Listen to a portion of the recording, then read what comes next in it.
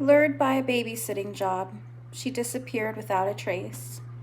Today on Thirdeyeintel, we're diving into the chilling case of Margaret Ellen Fox and the dream that's haunted me ever since. This is Margaret Ellen Fox. She was 14 at the time of her disappearance.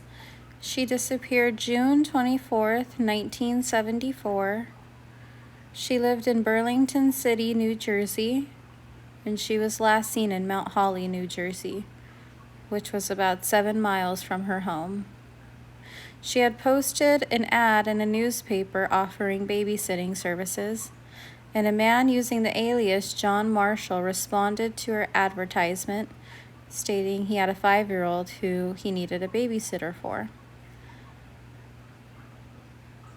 There was a lot of, back and forth conversation between Margaret and this guy and Margaret's dad, setting everything up. But they decided on a day when she should start work.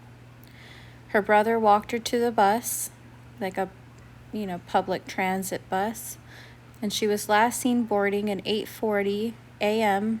bus in Burlington City. Witnesses reported seeing her near Mill and High Streets in Mount Holly.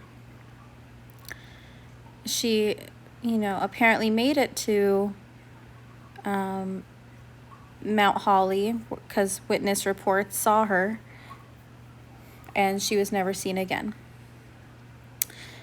After her disappearance, just hours after her disappearance, the family received a ransom call demanding $10,000.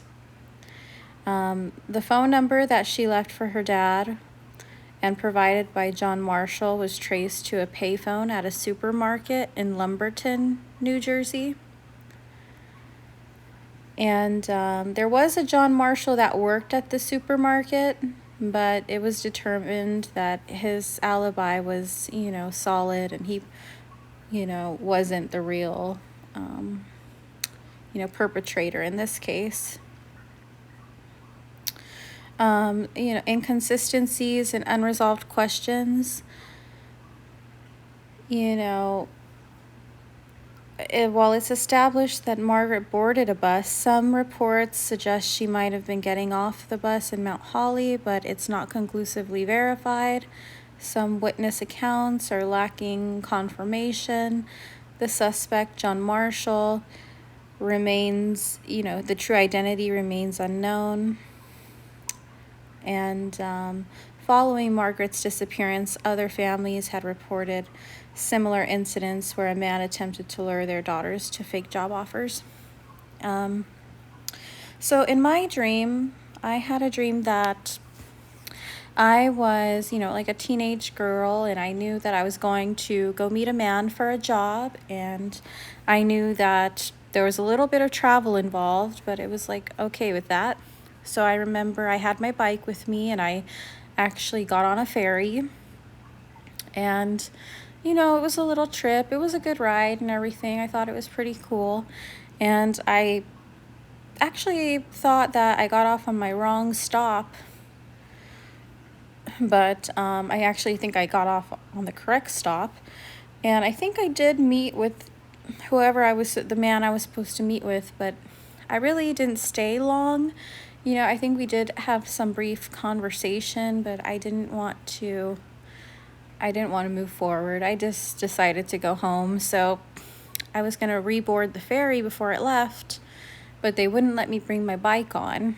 They wouldn't let me reboard with my bike. And there was some back and forth about that, and I just decided, well, it's fine. I'll just leave my bike here.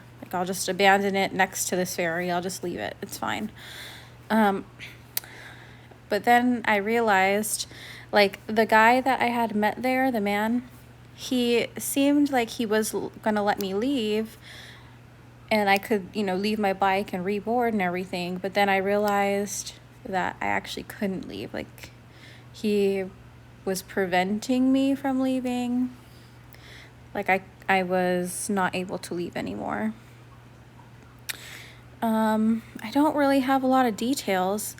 And I know in the public accounts, she didn't take a ferry or have a bike, but